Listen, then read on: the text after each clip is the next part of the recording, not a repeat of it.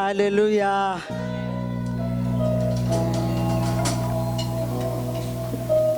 Je suis dans la joie, une joie immense, dans l'allégresse, car mon Dieu m'a libéré. Est-ce qu'on peut chanter ensemble? La joie, une joie immense, je suis dans l'allégresse, car mon Dieu m'a libéré, car mon Dieu est fidèle, il ne m'abandonnera jamais, car mon Dieu est fidèle. Est-ce que je peux inviter toute l'église à se lever? Je suis dans la joie, une joie immense, je suis dans l'allégresse, car mon Dieu m'a libéré. Je suis dans la joie, une joie immense, je suis dans l'allégresse, car mon Dieu m'a libéré. Alléluia, alléluia. Bientôt je vais intégrer le groupe de louanges. Alléluia. Vous pouvez vous mettre ce matin. Ce matin, j'ai une joie immense. Alléluia. Et tout de suite, vous allez comprendre pourquoi. Je vais inviter nos invités de ce matin, tautologie. Alléluia. Est-ce que je peux inviter le couple François et Colette à venir ici devant? Ils vont tout dire et vous allez comprendre pourquoi j'ai dit que je suis dans la joie, une joie immense. Alléluia. Est-ce qu'on peut les acclamer?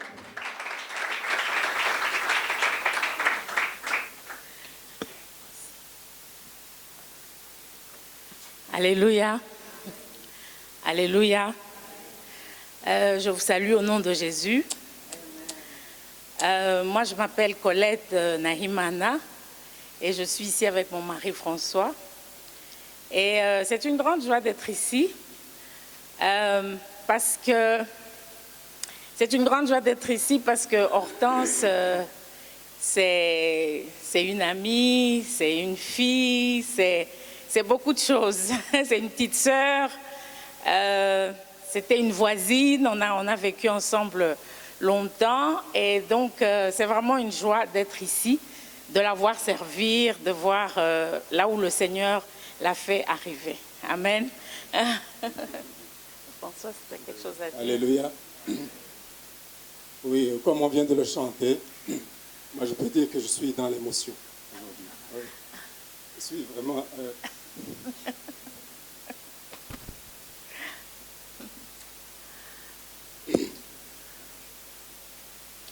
Bon, ça m'arrive rarement, mais je crois qu'en tant qu'enfant de Dieu, vous savez, ça vous arrive souvent, parce que notre Seigneur est merveilleux. Je voudrais renforcer ce que notre frère vient de dire ici tout à l'heure. Il vient de dire que nous tous qui avons suivi Jésus, nous ne nous sommes pas trompés. Amen. Et je voudrais vraiment... dire à vous tous, mes chers frères et mes chères sœurs, que vous ne vous êtes pas du tout trompés. Ça fait 42 ans que j'ai donné ma vie à Christ.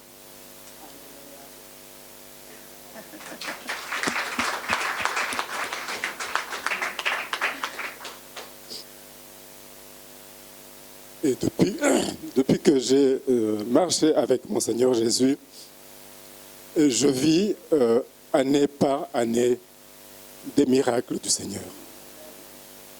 Je suis béni, ma femme est bénie, notre famille est bénie, parce que le Seigneur est merveilleux. Donc, mes frères et sœurs, vous ne vous êtes pas du tout trompés en suivant le Seigneur. La raison principale pour laquelle je suis ému tout au long du temps que je viens de passer ici dans cette église, j'ai suivi la louange, mais en voyant tout simplement notre sœur, en tant que pasteur d'une église, ici dans la capitale de Bujumbura, je suis vraiment ému. Le Seigneur est bon parce que j'ai vu les commencements. Nous avons l'histoire. Nous avons vu votre pasteur en tant que petite fille encore à l'école secondaire. Et nous avons suivi tout le cheminement. Et aujourd'hui, nous sommes émus de la voir dans une église aussi grande que celle-ci. C'est parce que le Seigneur est formidable, le Seigneur est merveilleux, il est fidèle, il est capable, il tient toujours ses promesses et il va même au-delà de ce que nous pouvons lui demander. Je suis vraiment dans l'émotion parce que je connais cette ville de Bujumbura. Avant que je ne sois sauvé, c'était impensable de voir une église dans un hôtel, ici à Bujumbura. Dans l'hôtel, il se passait bien autre chose que la prière, que la louange pour le Seigneur. Et arriver ici dans cette ville de Bujumbura et de trouver une église où les gens sont en train de louer le Seigneur, je vous dis que c'était très émouvant. Parce que nous avons vécu autre chose bien avant. Mais nous remercions le Seigneur pour tous ceux qui ont prié pour cette ville de Bujumbura, pour tous ceux qui continuent à prier pour ce pays va changer. Parce que vous êtes dans cette église et que vous travaillez pour le Seigneur. Dieu vous bénisse. Amen.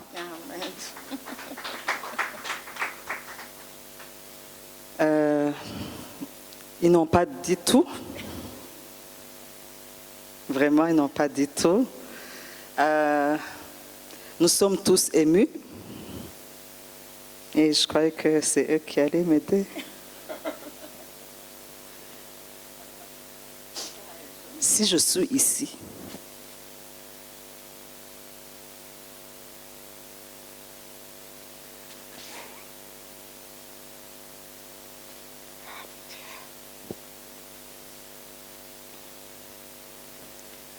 c'est grâce à ces deux personnes. C'est elles qui m'ont amené au Seigneur. Ça, ils n'ont pas dit.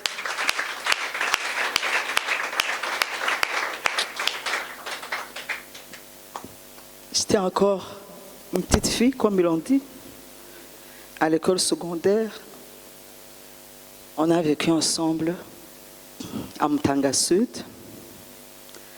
Et ce sont des gens, ils ont prié pour moi, ils ont prié pour ma famille. Il y a mon petit frère c'est lui qui a été sauvé le premier, grâce à eux. Je me rappelle les nuits où surtout, c'est maman Joël, elle venait le soir prier pour nous, prier pour la famille, et tout le temps elle nous parlait du Seigneur. C'est pour cela, frère, que vraiment je vous encourage. Aujourd'hui, ils sont dans l'émotion de voir la petite fille qui était mondaine, qui était perdue, sincèrement perdue, au vrai sens du terme, littéral, et même, je dirais, et aujourd'hui, là je saute, aujourd'hui, je suis celle que je suis par la grâce de Dieu, parce que des gens ont prié pour moi, parce que des gens m'ont annoncé la bonne évangile de Christ, parce que des gens m'ont suivi jusqu'à ce que je puisse grandir et ainsi, ils m'ont remis dans les mains de l'apôtre qui est aujourd'hui notre papa de l'âme et visionnaire de cette vision. Mais comme dit l'apôtre Paul, il y a celui qui fait quoi? Qui sème et celui qui fait et celui qui arrose. Amen. Si ce n'est été que ces personnes que vous voyez ici devant nous, alléluia, je ne sais pas où je serais Et je ne sais pas où vous aussi, en tout cas vous ne serez pas dans cette salle. Alléluia. Alléluia. Alors, vous comprenez pourquoi j'ai dit que je suis dans la joie. Vous comprenez la raison de nos émotions. Alléluia. Ce ne sont pas des larmes de douleur, mais ce sont des larmes d'action de grâce. Alléluia. Voir ce que le Seigneur peut faire. Et elle a été la seule à qui j'ai communiqué mon appel pastoral. Elle s'en souvient très bien. Quand le Seigneur m'a visité, il venait juste de se passer 2 semaines de salut et je ne comprenais rien. Alléluia. Donc elle m'a donné les affermissements, si je peux dire les affermissements, vraiment tout le cheminement, comme ils ont dit. Vraiment, je suis leur fille, je suis leur produit, je suis leur ami. Nos familles vraiment ont été devenues une seule famille. Alléluia. Ils vivent aux États-Unis et ils sont ici, en passage pour les vacances. Et je pense que la fois prochaine, ils vont revenir et qu'ils pourront être pour nous une source de bénédiction. C'est une servante du Seigneur. François, il travaille à World Vision, si je ne me trompe pas. Et ensemble, Dieu les a bénis avec 5 enfants, 4. Oh, j'aime dire comme chez moi. 3 garçons et une fille. Et je pense qu'il y a même un qui va se marier bientôt. Vraiment, c'est une grande joie. Nous remercions le Seigneur pour sa fidélité. Peut-être que vous ne pouvez pas comprendre nos émotions, mais nous savons. Nous savons. Bon, voilà. Merci beaucoup.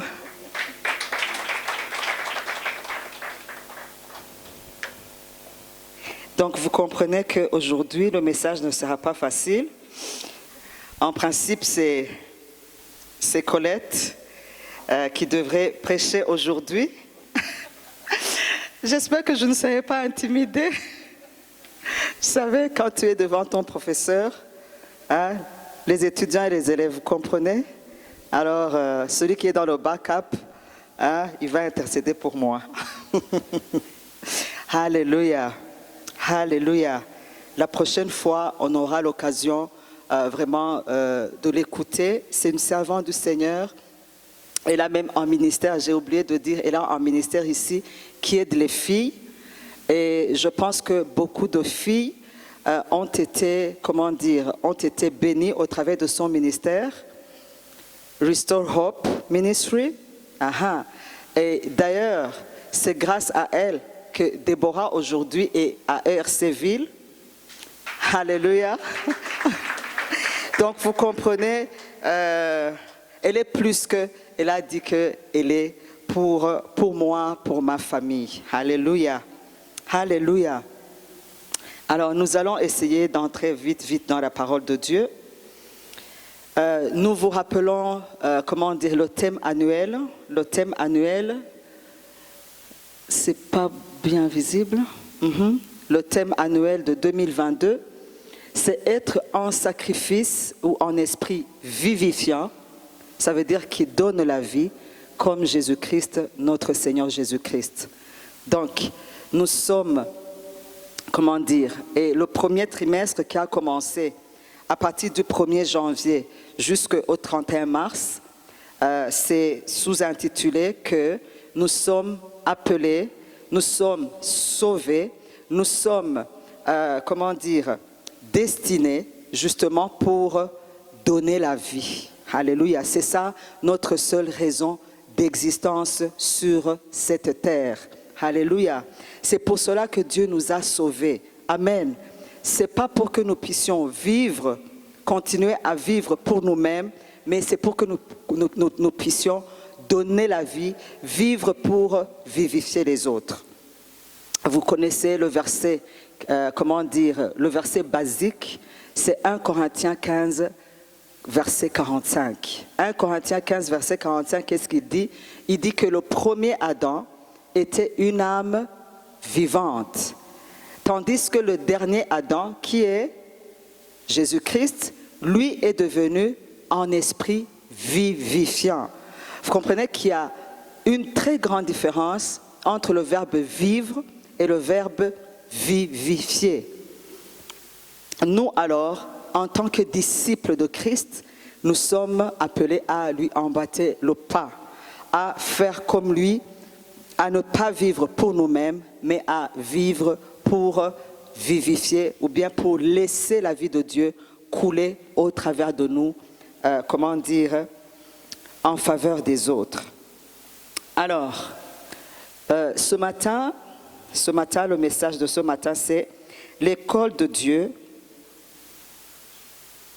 L'école de Dieu nous prépare à mieux vivifier. L'école de Dieu, nous allons voir l'importance de l'école de Dieu. On va voir que l'école de Dieu, ou ce que beaucoup de personnes appellent le désert, ce n'est pas pour nous tuer, ce n'est pas pour nous détruire, mais justement c'est là pour nous préparer à pouvoir mieux vivifier. Depuis mercredi, nous avons commencé, cette notion de désert, mais ce matin, nous allons beaucoup plus entrer en détail pour voir quelle est la raison du désert, quelle est la raison de l'école de Dieu. Et ce matin, nous allons étudier la vie d'un jeune homme auquel plusieurs parmi vous peuvent s'identifier, qui s'appelait Joseph. Alléluia. Joseph. Son histoire, elle est un tout petit peu longue parce que ça commence dans Genèse 37 jusque 46-47. Mais nous allons pouvoir faire, un petit résumé pour chaque chapitre. Qui était Joseph? Joseph était l'un des 12 fils de qui? De Judas. Non, plutôt de Jacob. Jacob, plus tard, qui est devenu qui? Israël. Alors, dans le chapitre 37, on nous décrit Joseph comme un jeune qui avait 17 ans, et qui a commencé à avoir des rêves. Mais aussi on nous dit que son père l'aimait beaucoup plus que les autres enfants. Et parce que justement Jacob affichait cette préférence, bien sûr, vous comprenez que ça a provoqué de quoi? De la jalousie, chez ses autres frères. Mais Joseph, il y avait sur lui un plan de Dieu spécial. Alléluia. Il y avait un plan de Dieu spécial comme sur chacun de nous. Alléluia. Comme sur chacun de nous. Il n'y a personne qui est ici juste par hasard. Il n'y a personne qui est ici juste pour accompagner les autres. Mais sache que si tu es là et que tu as eu la grâce d'être sauvé, c'est parce que Dieu a un plan merveilleux sur ta vie, comme il en avait pour le jeune Joseph. Alors, il a commencé à avoir des rêves et il rêvait, il voyait qu'il allait devenir un leader. Il voyait qu'il allait devenir un leader et le premier rêve, il voyait, c'était le soleil, la lune qui venait se courber devant lui une autre fois, et le soleil, ça représentait son père, la lune peut-être sa mère, les étoiles peut-être ses frères. J'essaie de schématiser. Une autre fois, il a vu des corbeilles, des gerbes de corbeilles, et puis à un moment donné, il a vu sa gerbe s'élever au-dessus des autres gerbes. Et quand il commençait à raconter à ses frères, directement ils ont compris.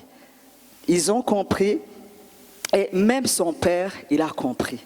Il a compris qu'il y avait un plan spécial, un plan, extraordinaire sur la vie de qui? De Joseph. Et bien entendu, comme ça arrive dans la famille, alléluia, ça n'a pas plu à ses frères. Ça n'a pas plu à ses frères, d'autant plus que son père l'aimait beaucoup plus que les autres. En fait, c'est parce que Jacob l'avait eu dans sa vieillesse. Alléluia. Bon, ici, je ne vois pas, beaucoup de personnes âgées, mais nous savons que les tout petits derniers, là, alléluia, Parce que, en fait, je pense qu'on voit que les autres vont bientôt partir et que nous allons rester avec ces petits. Alors, on a tendance à nous attacher un tout petit peu. D'accord? Et puis, à un moment donné, ils ont comploté. Malheureusement, on voit dans le verset, plutôt dans le chapitre 37, voilà, dans le chapitre 37, donc ses frères ont comploté. Ils ont dit, venons, on va le tuer et on verra que vont devenir ses rêves. Imaginez-vous. Et puis, un jour, ses frères étaient allés, paître le troupeau de leur père et Jacob a demandé à Joseph d'aller trouver ses petits frères.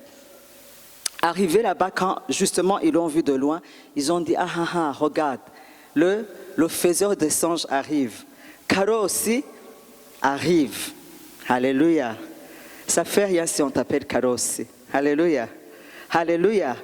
Si c'est Dieu qui t'a montré, ça va arriver. Alléluia. Et personne, ni le diable, personne n'a le pouvoir de faire quoi? N'a le pouvoir d'arrêter le plan de Dieu sur ta vie. Alléluia. Toi seul peux l'arrêter.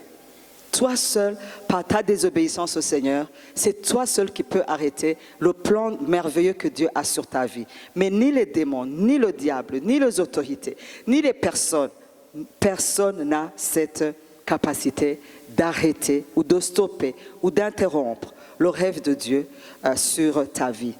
Et donc, qu'est-ce qu'ils ont fait? Certains ont dit, tuons-le. Et puis, Ruben, qui était l'aîné, gloire à Dieu aux aînés, mais même dans les mauvaises connivences, alléluia, ils se ressaisissent encore. Ils ont dit non, qu'est-ce que nous allons gagner à faire quoi? À répandre inutilement le sang de notre frère. Après tout, c'est notre sang. Je vais vous proposer une chose, vendons-le. Alléluia. Au moins qu'on tire un peu de quoi? D'argent. Et puis, et heureusement qu'ils ont accepté.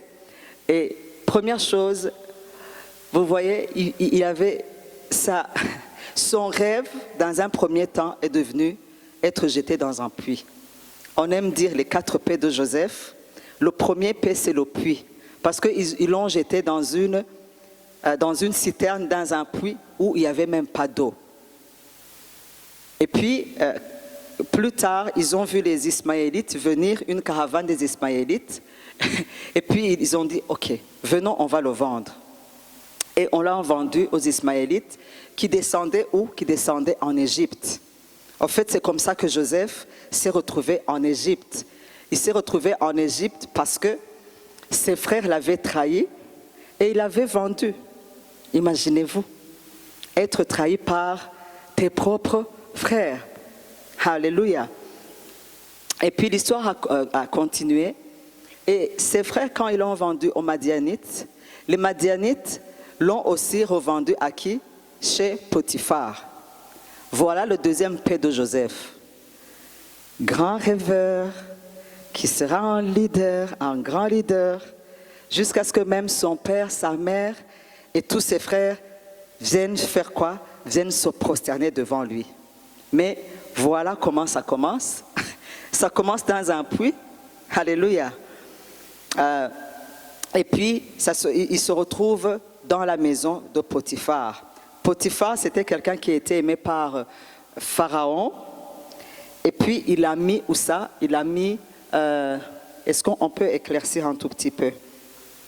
Donc là, je vais déjà dans la 39e chapitre de Genèse, où on voit Joseph atterrir chez qui? Chez Potiphar.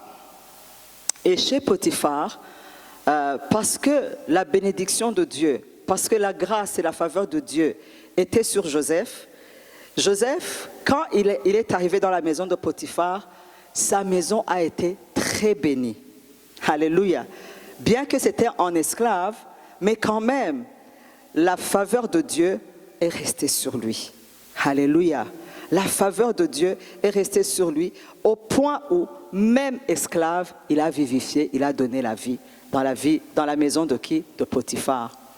Malheureusement, le diable qui veut toujours, s'opposer au plan de Dieu, il est passé par la femme de Potiphar, et la femme de Potiphar a voulu coucher avec qui? Avec Joseph. Mais Joseph craignait tellement Dieu qu'il a dit qu'il ne peut pas accepter cette offre parce que ce serait commettre d'abord un péché contre Dieu, mais aussi être infidèle à qui? À Potiphar, qui lui avait donné toute l'intendance de sa maison. Et puis, to cut short the story, Joseph, la femme de Potiphar, quand elle a vu que Joseph refusait ses avances, elle a fait un truc et elle a pris le vêtement de quand tout le monde était parti. Donc Joseph est entré dans la maison juste pour faire son travail. Et la femme de Potiphar en a profité pour le saisir par force. Vous voyez que les violences ont commencé depuis longtemps. C'est pas d'aujourd'hui. Le diable, il est toujours le même. Il ne change pas lui non plus. Et il ne change même pas de stratégie. Mais Joseph a dit, tu peux rester avec mon habit, il n'y a pas de problème. Mais moi, au moins, je vais me sauver, mon âme, qu'il puisse être, sauvé. Et il est parti. Et la femme a vu que son plan a échoué. Et elle a inventé, elle a crié, elle a appelé tout le monde, elle a alerté. Elle a dit, regardez l'esclave hébreu que vous m'avez. Et maintenant, elle a commencé, à s'en plaindre chez son mari. Tu vois, c'est comme si elle voulait rendre son mari responsable de ce qui lui était arrivé, entre guillemets, parce qu'il ne lui était rien arrivé. Alléluia. Quand vous lisez la Bible, Joseph n'a pas commis l'adultère. Alléluia. Mais tout le quartier, tout Bujumbura, savait que Joseph était adultère. Alléluia. Et puis, là, vous allez vous-même tirer les leçons, d'accord? Et puis, tout bonnement, Potiphar, il a dit, ce n'est pas possible. Il s'est senti trahi.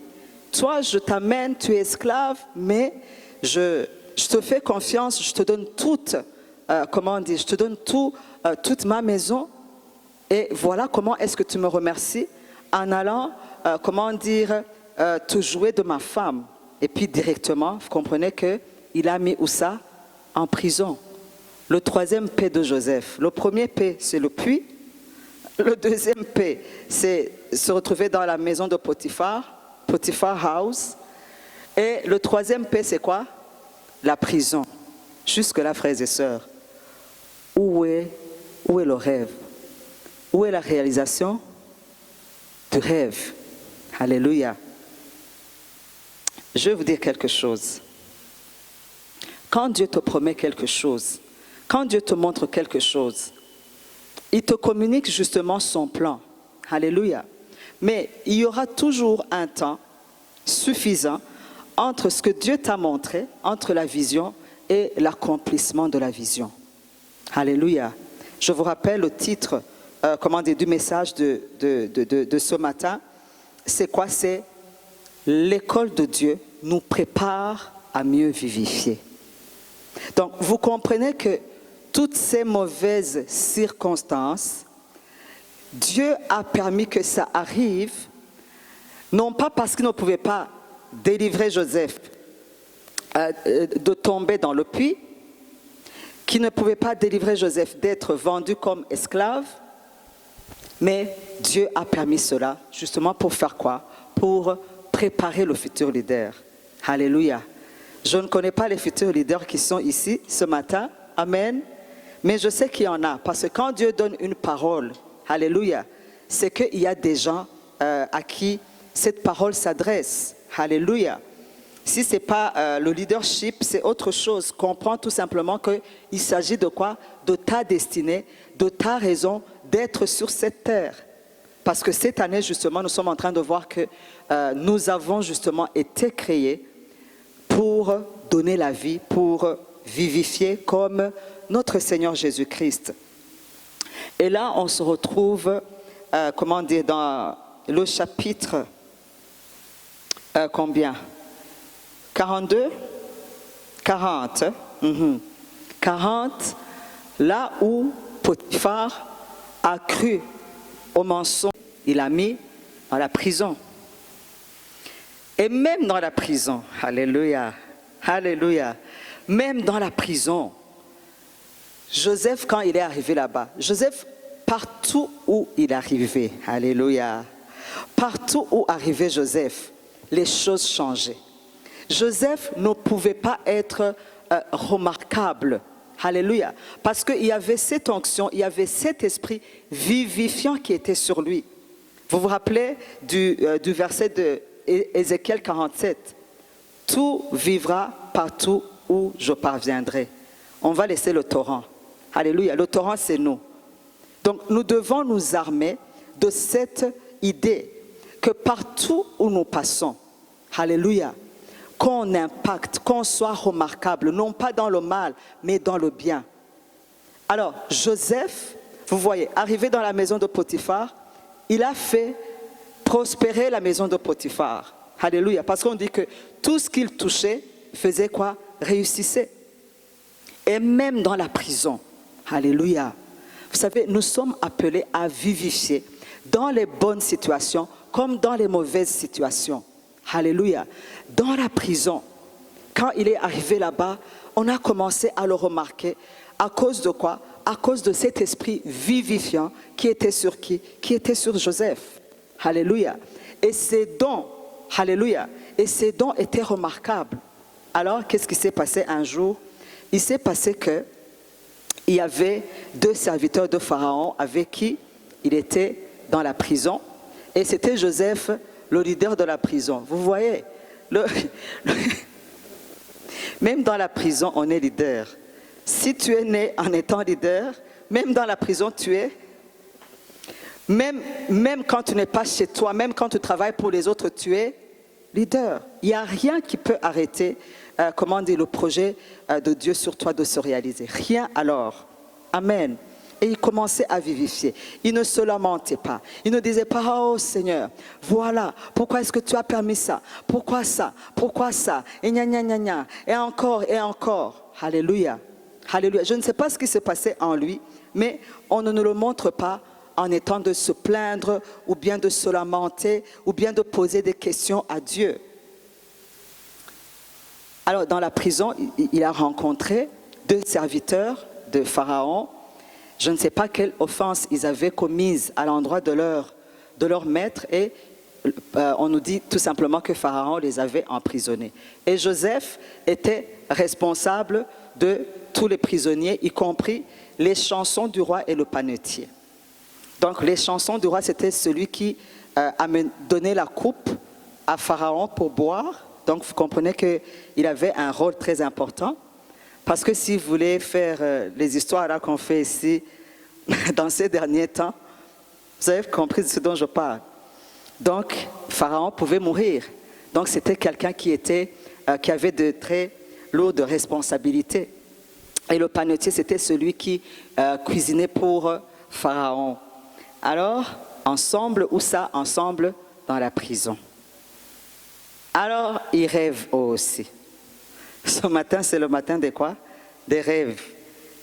Quel est le rêve que tu as fait cette nuit? On va l'amener à Joseph pour l'expliquer. Alors, ils ont rêvé et ils n'ont pas pu trouver de quoi? Ils n'ont pas pu trouver d'explication ni d'interprétation. Alors, je ne sais pas, quand c'était le moment peut-être de prendre du thé, Joseph est venu, il a ouvert la porte, il a regardé, je ne dirais pas ses esclaves, ses concitoyens, parce qu'ils vivaient dans la même condition. Et puis, il a trouvé les 2, ils étaient très, très, très tristes. Ils avaient vraiment une mine qui n'était pas vraiment joyeuse. Alors, il leur a demandé, pourquoi est-ce que vous êtes tristes? Et puis, ils ont dit, nous avons fait un rêve et vraiment, on ne trouve pas d'explication. Et Joseph a dit, dites-moi le rêve. Donc, Joseph n'était pas seulement un rêveur, mais aussi il interprétait même les rêves. Alléluia. Il n'y a personne qui veut recevoir cette onction et cette grâce. Recevez au nom du Seigneur. Alléluia. C'est très important.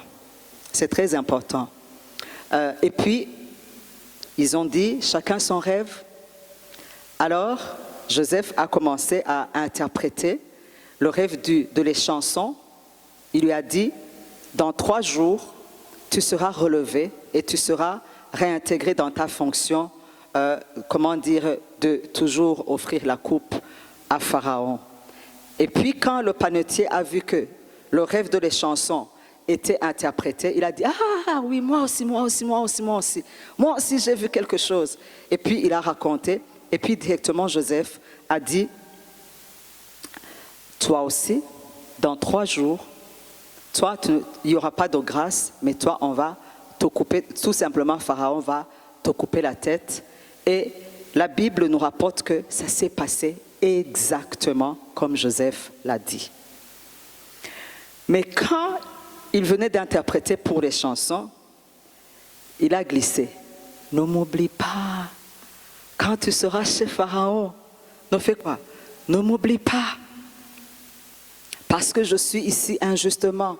C'est comme s'il disait, au moins toi, tu as fait quelque chose, mais moi ici, je suis injustement. Donc, parle pour moi à qui?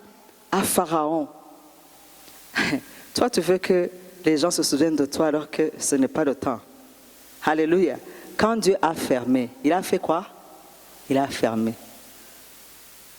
Il va s'arranger à ce que tout le monde t'oublie. Même tes parents peuvent t'oublier. Ce n'est pas eux qui t'oublient, c'est Dieu justement parce que Dieu veut t'amener au désert. On a lu ça dans Amos. Je l'amènerai au désert, dans Osée plutôt. Je l'amènerai au désert et je parlerai à son cœur. Alléluia. Donc pour que Dieu puisse parler directement à ton cœur. Amen. Pour que tu puisses être dans l'intimité profonde avec Dieu.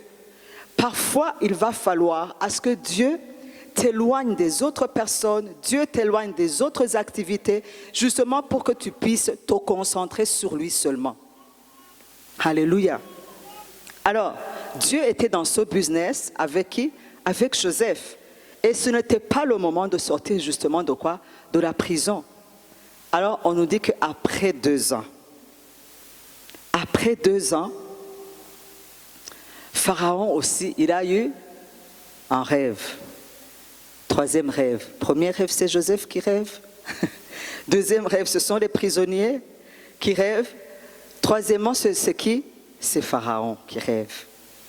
Vous savez, la parole de Dieu nous dit que Dieu parle tantôt d'une manière, tantôt d'une autre. Alors vraiment, j'aimerais exhorter ceux à qui Dieu parle au travers des rêves, ne prenez pas ça pour... ne négligez pas cela. Ayez toujours en quoi? Ayez toujours incarné et en stylo. Même si c'est la nuit, réveille-toi pour écrire cela. Amen. Et 2e conseil, la nuit avant de dormir, priez pour un environnement propice. Alléluia. Priez pour un environnement propice parce que vous savez déjà, vous connaissez déjà que c'est la voie par laquelle Dieu fait quoi? Dieu vous parle. Alléluia. Pharaon a rêvé. Il a rêvé, c'était terrible. Et il était très irrité. Et il a appelé tous les magiciens. Venez. Et tout le monde, magiciens, astrologues, donc tous les grands là, ils se sont présentés chez Pharaon. Une fois chez Pharaon, il leur a dit, moi j'ai fait un rêve. Alors vite, donnez-moi l'explication. Mais personne n'a pu trouver d'explication de Pharaon. Alors, dis à ton voisin, alors, les chansons à qui on avait interprété il y a 2 ans en prison, il a dit, aïe, je vais rappeler au souvenir de quoi? De mon iniquité. Tu sais, Pharaon, il y a 2 ans, tu te souviens de la gaffe là que j'avais faite? Et tu te souviens que tu m'avais mis en prison, non? Si on était avec le panetier, si après quelque temps, tu m'as réintégré et que l'autre, tu lui as coupé la tête, Pharaon a dit, vite, qu'est-ce que tu es en train de raconter? Explique-moi le rêve. Et puis il a dit, non, je sais pourquoi je suis en train de rappeler le souvenir. Au fait, il y avait là un jeune hébreu, esclave, alléluia. Au fait, c'était comme des moins que rien. Des moins que rien. Justement, j'aime, Dieu ne regarde pas comme les hommes regardent. Alléluia. Alléluia. celui qu'on méprisait, c'est celui qui est devenu le sauveur de toute l'Égypte. Alléluia. Celui même dont ses frères n'en faisaient aucun cas. Alléluia. Parce que c'était ça le projet de Dieu. Il a fait quoi? Il a réalisé sa destinée. Il a réalisé ses objectifs. Alléluia. Et puis, il a dit, moi je suis sûr que si tu l'appelles, lui au moins il fera quoi? Il pourra. Et effectivement, comme les chansons l'ont dit, on a convoqué qui? Là, on est dans le chapitre 41. Non, 40. Voilà. 40. Donc, on interprète, Joseph arrive et Pharaon lui a dit, il se pourrait que tu aurais des dons bizarres, mais quand même que tu expliques certains rêves. Bien sûr, Dieu a attendu à ce que les grands échouent. Alléluia. On va attendre que les autres échouent pour que toi tu puisses émerger. Alléluia. Alléluia. Parce que là où est le don de Dieu, là où est l'onction de Dieu, alléluia, ça doit faire la différence. Absolument, ça doit faire la différence par rapport à l'effort humain, par rapport à l'intelligence humaine. Alléluia. Eux, ils avaient étudié, je ne sais pas, les cours qu'on leur avait donnés pour consulter les astres, pour faire quoi des... Mais ça existe. Je ne dis pas que ça n'existe pas, je ne dis pas que ça fonctionne, mais quand c'est Dieu maintenant, alléluia, quand il veut commander se manifester, vous vous rappelez de Moïse, encore une fois chez où? Chez Pharaon. Vous vous rappelez que tous les astrologues sont venus, les Chaldéens, Moïse a jeté son bâton qui est devenu un serpent. Et les autres ont dit, oh, ça aussi, nous aussi, on peut le faire. Et ils ont jeté leur bâton et leurs bâtons sont devenus quoi? Des serpents. Mais le bâton de qui? Les a tous engloutis. Il y aura toujours une différence entre ce qui est divin et ce qui est humain. Entre ce qui est divin et ce qui est humain. Alléluia. Justement parce que notre Dieu aime se manifester afin que les gens puissent croire qu'il existe et qu'il opère encore des miracles et des prodiges. C'est ce qui s'est passé même ce moment-là. Et Joseph a dit, ce n'est pas à moi. Il était humble. Alléluia. Tout ce moment-là, il avait eu le temps d'être transformé. Vous le voyez dans le chapitre 37, il rêve directement, il vient, et vous savez, j'ai vu ça, et là là là là là là là, hein? Avec arrogance, peut-être un peu d'orgueil, mais pendant tout ce temps-là, alléluia, pendant tout ce temps-là, dans la prison, chez Potiphar, être vendu, je ne sais pas si vous comprenez ce que ça veut dire être vendu comme esclave. Au fait, on t'enlève toute l'humanité, tu deviens comme un objet. Je ne sais pas si vous comprenez les traitements que Joseph a subis. Alléluia. Mais c'était pour... Dieu a accepté cela, justement parce qu'il était en train de le préparer à être, à accomplir et bien accomplir sa destinée. Je rappelle le titre de ce message, c'est l'école de Dieu dans la préparation, alléluia, de notre destinée, où l'école de Dieu est là pour nous préparer à mieux vivifier. Alléluia.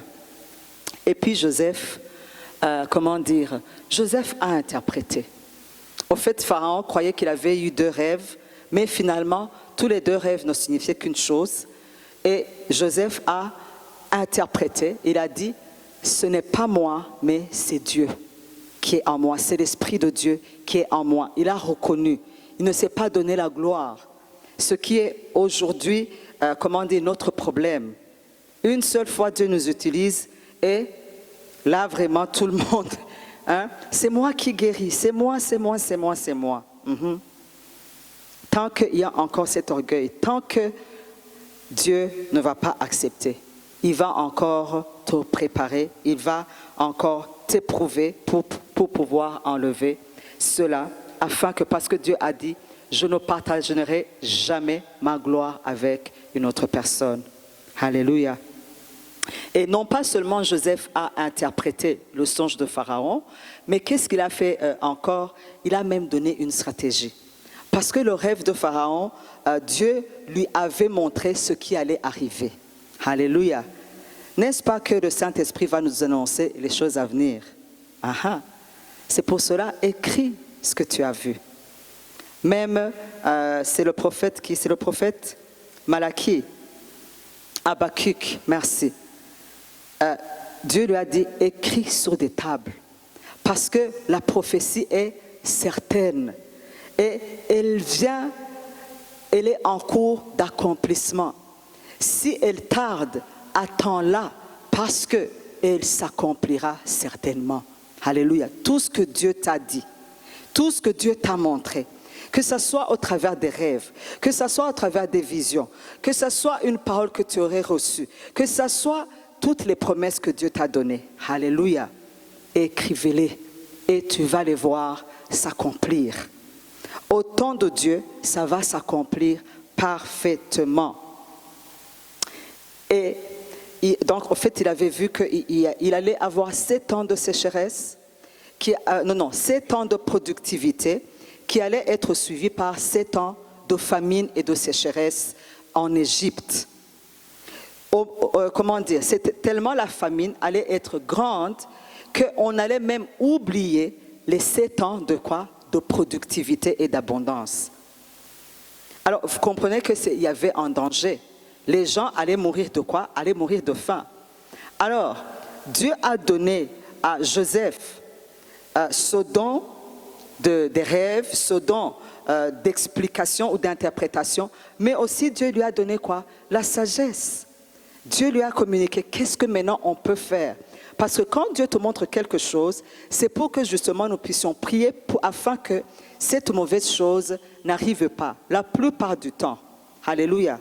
Je ne dis pas que c'est tous les jours. Il y a des fois où il te montre une mauvaise chose, juste pour t'avertir, juste pour pouvoir préparer les gens autour ou bien les gens qui sont concernés. Mais une autre fois, c'est pour que vous puissiez faire quelque chose, que ce soit pour prier ou bien pour que ça puisse être, élaborer une stratégie afin que cette chose n'arrive pas. Et c'est ce qui s'est passé pour Joseph. Joseph a donné une stratégie. Alléluia. Il a donné une stratégie et il a proposé à qui? À Pharaon. Et Pharaon a dit, waouh! Il a dit, waouh! Vous savez, Dieu va utiliser le don, les talents qu'il a mis en toi. Et c'est ça ceux qui vont élargir tes pas. Ce sont eux qui vont tracer un chemin pour toi envers ta destinée. Alléluia. C'est pour cela, ne sous-estimez pas les dons qui sont en vous. Ne sous-estimez pas les talents qui sont en vous. Et ne désirez pas être comme tel. Soyez vous-même. Be yourselves. Alléluia.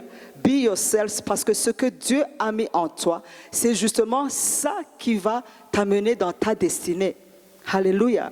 Et vous savez que nous sommes tous différents des autres. Amen. On peut être plusieurs pasteurs, mais il y aura toujours une spécificité. Alléluia. Une spécialité. Alléluia. Alors, et Dieu aime ça. Dieu aime ça justement pour que nous puissions être complémentaires. Parce qu'une seule personne ne peut pas combler les besoins de tout le monde. Alléluia. Alléluia. Et Joseph, il a donné la stratégie. Il a dit à Pharaon, oh maintenant choisis quelqu'un qui va pendant les 7 années de récolte, pendant les 7 années d'abondance, qui va amasser. Et on va prendre un cinquième de chaque récolte qu'on va mettre comme stock. Alléluia. Les mamans qui étaient là-bas, les stocks. Hein? Les stocks. Amen. Et alors, il faisait des stocks dans tout le pays d'Égypte, dans toutes les villes. Il y avait des magasins où on approvisionnait, on mettait des provisions, un cinquième de la récolte. On ne mangeait pas tout. Alléluia. Les gens qui mangeaient tout le salaire. Il faut épargner parce que les temps peuvent changer. Comme tu connais. Déborah mange tout. Ok. À partir de ce serment, tu vas mettre un cinquième. Alléluia. Pas la dîme. La dîme, ce n'est pas à toi. Oui, parce que les temps changent, les saisons changent. Amen. Je ne suis pas en train de mal prophétiser, mais ça change. On peut pas contrôler. Alléluia. Alors, pendant le temps de l'abondance, ne mange pas tout. Parce que ça ne sera pas toujours comme ça. Alléluia. Alors, aie cette sagesse de mettre quelque chose à côté. De mettre quelque chose à côté. C'est ce que Joseph a fait. Amen. Et, comment dire, ça s'est passé exactement. Il y a eu 7 années d'abondance. Et pendant ces 7 années, il mettait à part un 5e. Dans chaque ville, un 5e. Et dans le chapitre qui suit, dans le chapitre, je pense, 42, les 7 années d'abondance ont pris fin et elles ont été succédées par les 7 ans de famine. Alors, la famine sévissait le pays d'Égypte, pas seulement le pays d'Égypte, mais aussi tous les pays aux alentours, y compris le pays de qui? De Canaan, de Joseph. Alléluia. Nous sommes en train d'avancer vers la destinée. Déjà, comme on dit chez nous, quand il a terminé de donner l'explication à Pharaon, Joseph est passé dans son 4e P, qui est la primature. Alléluia. Qui est la primature. C'est pour cela qu'il avait été créé. Alléluia. Et Pharaon, ce qui séparait Pharaon et Joseph, c'était seulement le trône. Je vous ai dit qu'il y avait un esprit vivifiant qui était sur qui? Qui était sur Joseph. Il y avait une faveur de Dieu sur Joseph. Jusqu'au point où Pharaon a dit, qui d'autre tu veux qu'on choisisse? Qui d'autre? Alléluia. Je rêve d'entendre des témoignages comme ça. Là, au lieu de votre travail, avoir cet esprit qui se distingue des autres. Alléluia. Cet esprit qui vient de Dieu. Cette sagesse, cette intelligence. Alléluia. De découvrir des innovations. Alléluia. De l'inspiration divine qui va vous différencier des autres. Alléluia. Et jusqu'à ce qu'on va dire, on ne peut rien faire sans vous. Qui d'autre tu veux qu'on choisisse? Alléluia. Puisqu'on voit très bien que l'Esprit de Dieu est en toi. C'est l'onction qui fait la différence. C'est l'Esprit de Dieu en nous qui va faire quoi? Qui va faire la différence. Alléluia. Et donc, on l'a nommé gouverneur de tout. Non, vous ne savez pas, l'Égypte, à cette époque, c'était très grand. Très grand. Donc, du puits vers la maison de Potiphar, 2e P. 3e P, prison. Mais 4e P, c'était quoi? C'était la primature. Alléluia. Alléluia. Et enfin, qu'est-ce qui s'est passé? Joseph, en fait, il restait, son rêve n'était pas encore accompli. Tant que ce qu'il avait vu, ses frères, son père, venir faire quoi? Se prosterner devant lui. Tout ce que Dieu t'a dit, tout ce que Dieu t'a montré, tout ce que Dieu, je ne sais pas, écris-le et tu le verras s'accomplir au moment de Dieu. Parce que Dieu veille toujours sur sa parole pour l'accomplir. Alléluia. Mais il faut que tu acceptes d'être préparé. Il faut que tu acceptes, tu te laisses modeler. Jérémie, c'est lui qui le dit dans son chapitre 18 ou 17, où il dit que nous sommes de l'argile et que c'est lui le potier. Et pendant les 40 jours, quand on était en train de parler sur la transformation à la ressemblance de Christ, nous avons parlé des caractéristiques de l'argile. Qui s'en souvient? L'argile est modélable, malléable, mais aussi elle est muette. Elle est muette, pose pas de questions. Pourquoi ça? Pourquoi moi? Et encore ça? Elle est muette parce qu'elle a confiance qu'elle est dans de bonnes mains, les mains du potier qui ne va jamais l'abandonner. Alléluia. On l'a chanté tout à l'heure. Il est fidèle. Il ne nous abandonnera jamais. Même quand nous sommes en train de traverser son école, même quand nous sommes en train de traverser le désert, alléluia, il est toujours là, même si on ne peut pas le sentir, mais il est toujours là, alléluia. Et c'est lui qui a justement le modèle qu'il nous faut afin que nous puissions justement accomplir ce pourquoi nous avons été créés, ce pourquoi nous avons été sauvés. Amen. Et puis, donc il y a eu la famine, jusqu'à ce que Jacob, au pays de Canaan, a envoyé ses fils. Il a envoyé ses fils en premier lieu, il a envoyé ses 10 fils, il a retenu Benjamin, parce que c'était les deux derniers cadets de Jacob, et c'était les deux seuls qui partageaient la même maman qui était Rachel. Alors il a dit, j'ai été privé du premier, que je ne pourrais pas supporter d'être privé du dernier. Et il a envoyé les 10 aller là-bas pour aller chercher du blé. Et imaginez-vous, ils ont trouvé en Égypte qui?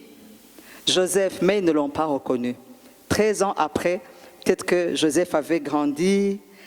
Et surtout, je pense, la raison pour laquelle ils ne l'ont pas reconnu, c'était la stature. Pas seulement la stature, mais l'accoutrement aussi. Comment dire? Les habits qu'il portait, les honneurs, la gloire, ça faisait 13 ans. Il avait vendu comme un esclave.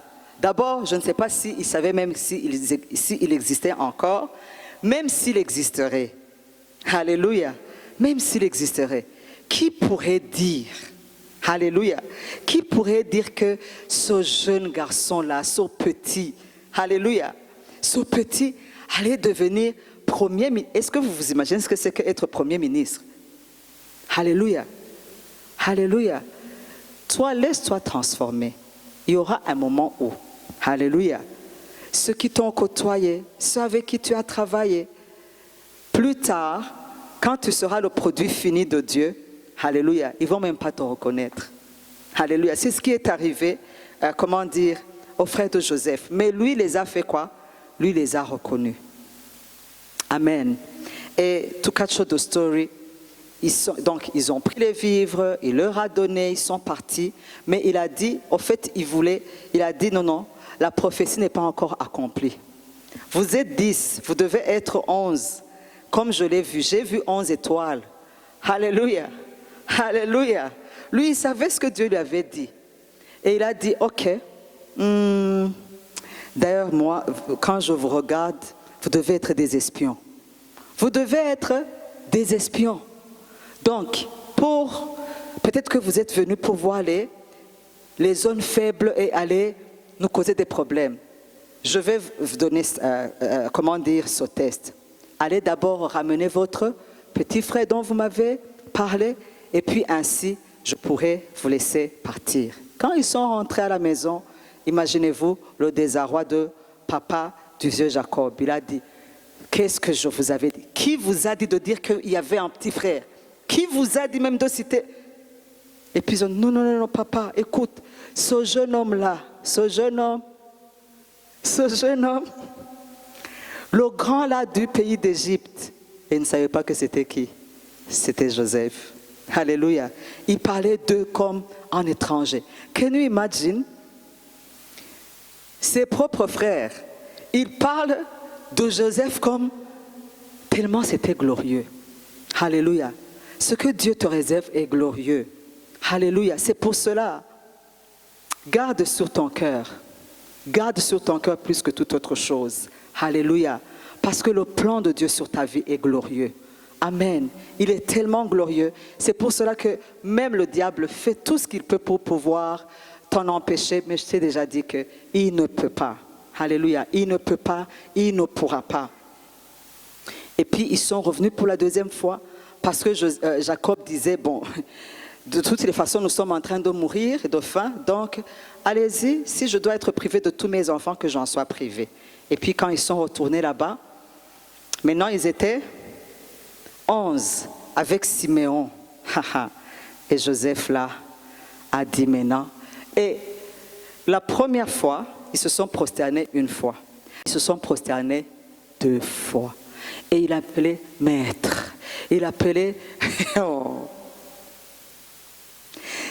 To cut short the story, jusqu'à ce que même, il a dit, de toutes les façons, la famine va être très, très, très grave.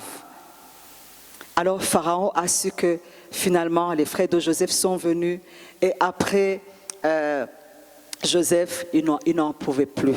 Il ne pouvait plus se contenir en voyant ses frères. Sûrement qu'il a beaucoup réfléchi, sûrement qu'il a repensé à ses songes, sûrement qu'il a vu la fidélité de Dieu. Mais ce que j'ai aimé, et que ce sont les versets que nous allons lire tout simplement dans Genèse.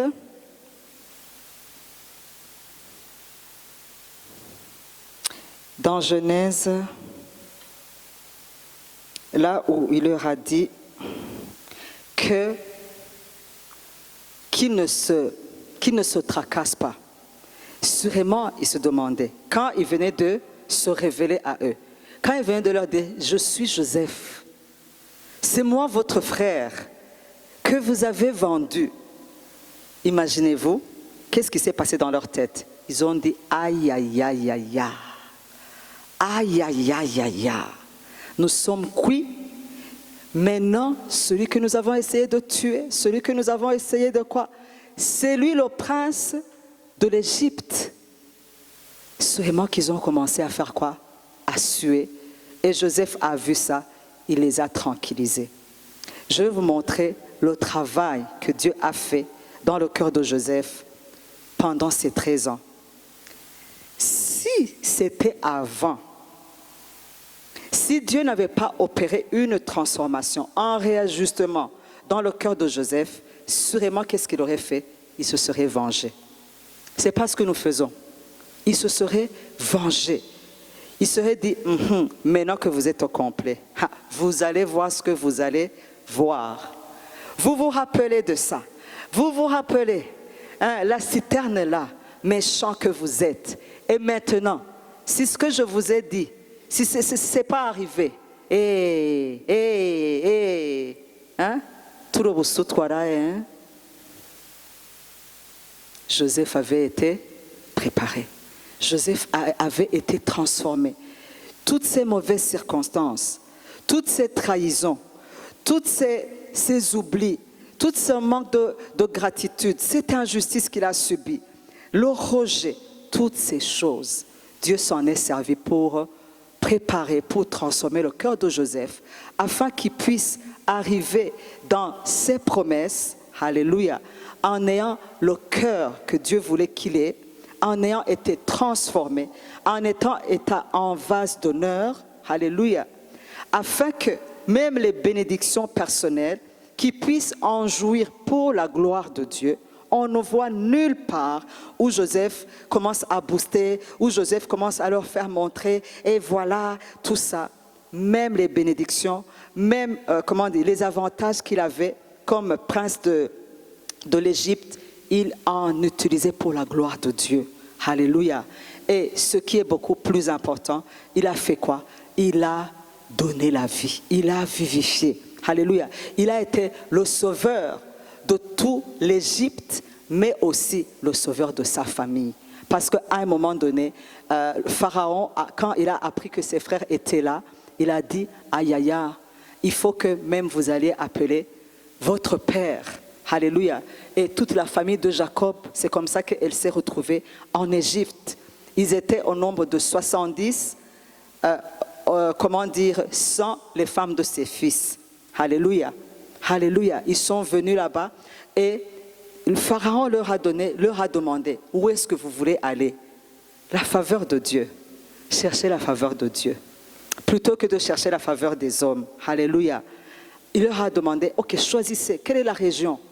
Et comme ils étaient des éleveurs, ils ont choisi la région de Goshen parce que c'était elle qui était fertile. Et ils se sont établis là-bas.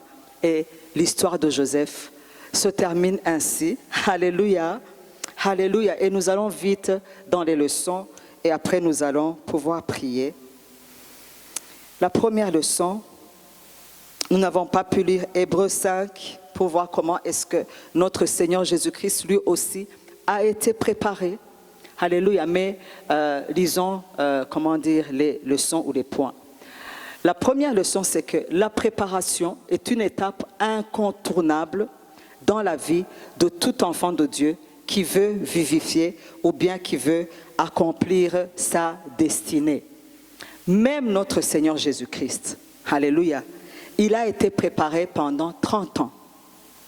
Mais il a exercé son ministère pendant 3 ans. Donc vous voyez que le temps de la préparation a été 10 fois le temps que Jésus-Christ a fait quoi? A exercé son ministère. Au fait, ici, nous pouvons tirer la conclusion que plus on est mieux préparé, plus nous allons vivifier. C'est vrai, Jésus a été préparé pendant 30 ans. C'est vrai qu'il a œuvré pendant 3 ans, mais l'œuvre de Jésus-Christ a eu un impact universel et éternel. Alléluia. Alléluia. Ce n'est pas le temps, pour travailler qui compte, mais c'est le temps de ta préparation. C'est pour cela, accepter quoi? La préparation. Donc, mets son ministère jusqu'aujourd'hui. Alléluia. Jusqu'aujourd'hui. Regardez, il y a plus de 2000 ans. Amen. Mais jusqu'aujourd'hui, il a fait quoi? Son œuvre ou son impact est universel et éternel dans la vie de tous ceux qui le reçoivent comme Seigneur et Sauveur. Alléluia. Donc le temps de la préparation est très très important. Deuxièmement, Dieu se sert parfois des souffrances de toutes sortes, non pas pour nous détruire, mais juste pour enlever tout ce qui est en nous. Orgueil de la vie, convoitise de la chair, convoitise des yeux, toutes ces œuvres de la chair, Dieu est en train de faire quoi? De les enlever ou bien de neutraliser notre vieil homme qui pourrait faire quoi? Qui pourrait empêcher la vie de Dieu de couler en nous et de couler au travers de nous. Alléluia. Donc c'est pour cela que Dieu prend ce temps, que Dieu prend ce moment de faire quoi? De nous préparer. Donc ça c'est d'une part, et de l'autre part, pourquoi est-ce que on passe par des souffrances, on passe par l'école de Dieu, on passe par le désert? D'une autre part, c'est pour qu'il puisse créer en nous un cœur obéissant, nous donner une autre forme. C'est ça la transformation. La transformation, c'est le mot trans qui veut dire passer au travers, et formation, c'est formater, donc donner une nouvelle forme selon le modèle que Dieu veut pour toi en fonction de son appel. Dernière leçon, nous allons voir notre responsabilité. Notre responsabilité, c'est de nous laisser, là j'ai invité le groupe de louanges déjà à venir parce que nous allons prier. Quelle est notre responsabilité? Notre responsabilité, vous savez, Dieu ne va jamais faire quelque chose contre ton gré, contre ta volonté. Alors, nous sommes appelés à faire quoi? Nous sommes appelés à nous laisser transformer. Alléluia. À nous présenter dans les mains du Seigneur, justement comme cette argile qui est malléable, cette argile qui se laisse transformer, cette argile qui se laisse modeler. Alléluia. Qu'on accepte volontairement de nous consacrer totalement à lui. Alléluia. Et quand on accepte de se laisser, de se donner totalement à lui, là on va lui donner en plateforme. On lui aura donné en plateforme pour que lui en retour, en tant que potier, il puisse venir commencer une œuvre en nous, faire en nous ce qui lui plaît, dans le sens de notre transformation, d'enlever tout ce qui est œuvre de la nature adamique en nous. Alléluia. On sera en train de lui donner en plateforme afin qu'il puisse même faire accomplir les promesses qu'il a pour nous, mais aussi ça sera une plateforme qu'on lui offre pour pouvoir nous utiliser, alléluia, pour l'œuvre pour laquelle il nous a appelés, qui est de vivifier partout où l'on passe. C'est tout simplement ce qui t'est demandé ce matin. Si tu es là et que tu n'as pas encore reçu le Seigneur Jésus-Christ. Tout à l'heure, Papa François nous a dit qu'on ne s'est pas trompé. Est-ce qu'il y a quelqu'un parmi nous ce matin, avant que nous puissions faire cette prière de consécration, afin de laisser le Saint-Esprit œuvrer en nous, nous aimerions donner l'occasion à quelqu'un qui n'a pas encore reçu le Seigneur. Parce que tout commence par le salut. Tout commence par recevoir Christ comme notre Sauveur, mais aussi comme notre Seigneur. Sauveur, c'est le reconnaître qu'il est mort pour nous et que nous sommes perdus sans lui et que nous avons besoin de lui justement pour nous sauver. Est-ce que ce matin, il y a quelqu'un qui aimerait recevoir le Seigneur? Il y a quelqu'un qui peut dire, c'est vrai, j'ai fréquenté l'église, ou bien j'ai même rétrogradé, pour une raison ou pour une autre. Mais j'aimerais encore renouveler ou encore donner ma vie afin que je puisse commencer une nouvelle vie. Un dernier appel, c'est très important, c'est un moment primordial. Alléluia, je l'ai fait le 8 juin. Maman Colette et le C, on était ensemble à l'Odéon Palace, c'était le 8 juin, je me rappelle très bien. Les heures, c'était entre 13h et 15h, parce que je me rappelle que 15h, je devais aller travailler. Je travaillais à l'époque. Alléluia, c'est pour cela que je situe, c'était entre 13 et 15h. Tu dois être sûr, quand est-ce que tu es né de nouveau? Quand est-ce que tu as pris cette décision? Parce que la parole de Dieu nous dit dans Ephésiens 2, que nous sommes son ouvrage en Christ. Nous avons été créés en lui pour de bonnes œuvres qu'il a créées d'avance afin que nous les pratiquions. Avant que tu puisses accomplir ta destinée, est-ce que d'abord tu es né de nouveau? Est-ce que tu as été créé en Christ? Je vois que tout le monde ce matin est sauvé. Maintenant, je vais vous demander de vous lever et nous allons faire ensemble cette prière, tout en vous rappelant que tout ce que Dieu vous a dit, Dieu n'est pas un homme pour mentir, ni un fils d'un homme pour se repentir. Tout ce qu'il t'a montré, peu importe les années, peu importe les années, peu importe les années, peu importe le temps que ça va prendre, ce sera le temps de la préparation, mais ça va s'accomplir parfaitement. Ça va s'accomplir parfaitement.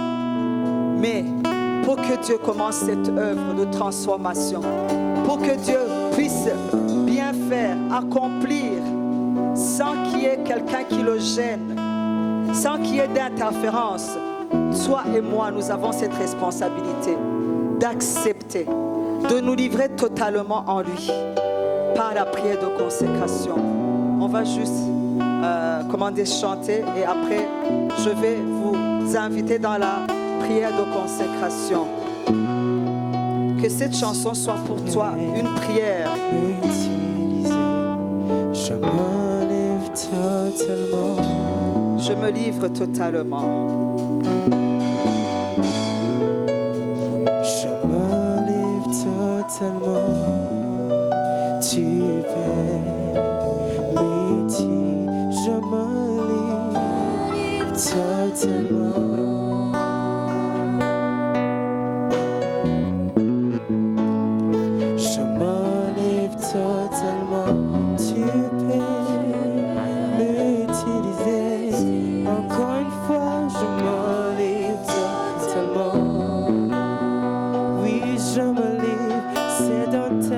Je suis, me livre totalement.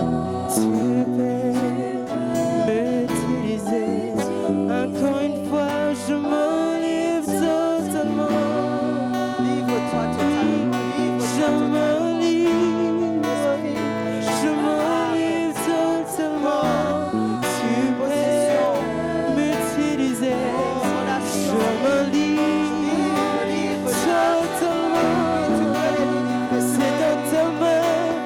Je veux vivre, je me livre totalement. Je veux dépendre de ta parole, je veux dépendre de ta grâce. Je me livre totalement. Oui, je me livre, oui, je me livre totalement. Tu peux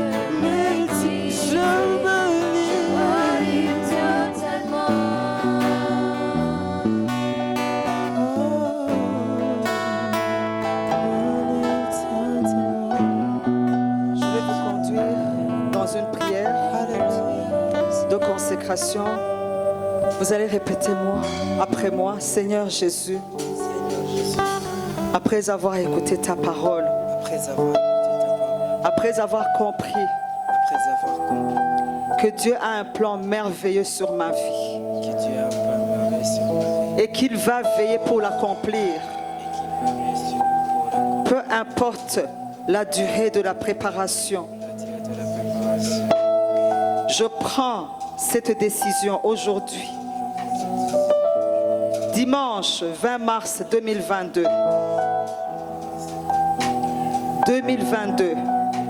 à 12 heures précises, sur cet hôtel de Evangelical Restoration Church.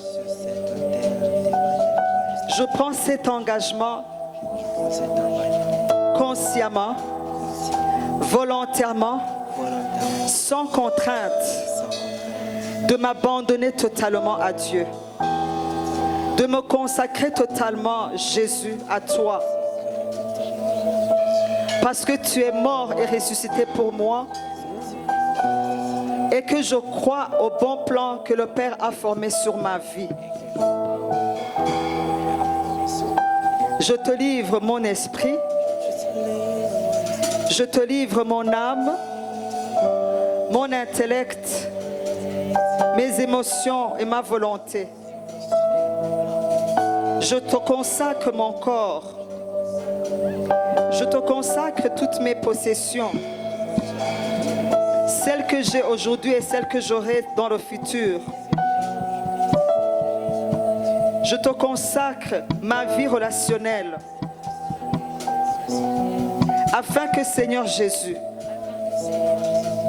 tu puisses régner et que tu puisses commencer une œuvre de transformation en moi,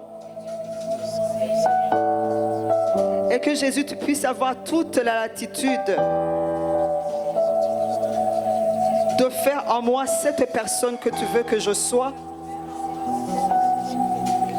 Je m'abandonne totalement. Je te donne tout le plateforme afin que même tu puisses accomplir les promesses que tu as sur ma vie. Je te donne toute ma vie afin que plus tard, après m'avoir transformé, fais de moi un vase d'honneur, tu puisses m'utiliser. Tu puisses faire, Seigneur, de moi, que tu puisses faire de moi un esprit vivifiant qui va laisser la vie de Dieu couler en moi et au travers de moi, partout où je vais passer. Aide-moi, Saint-Esprit.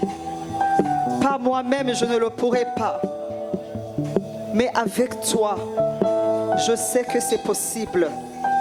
Je sais que possible.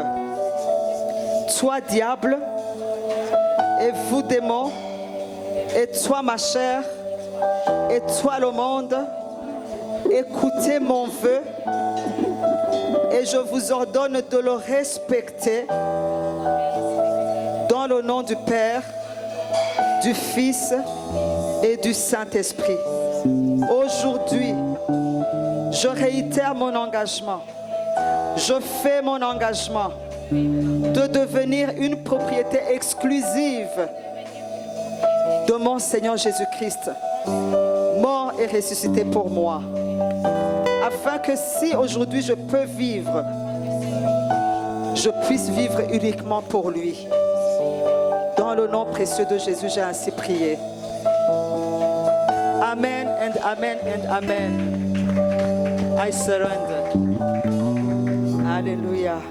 Que Dieu vous bénisse abondamment. Notre culte se termine maintenant. Demain, dans les cellules, c'est de 18h jusqu'à 20h. Que Dieu vous bénisse. Passez un agréable dimanche. Amen. On vous aime. Bye bye.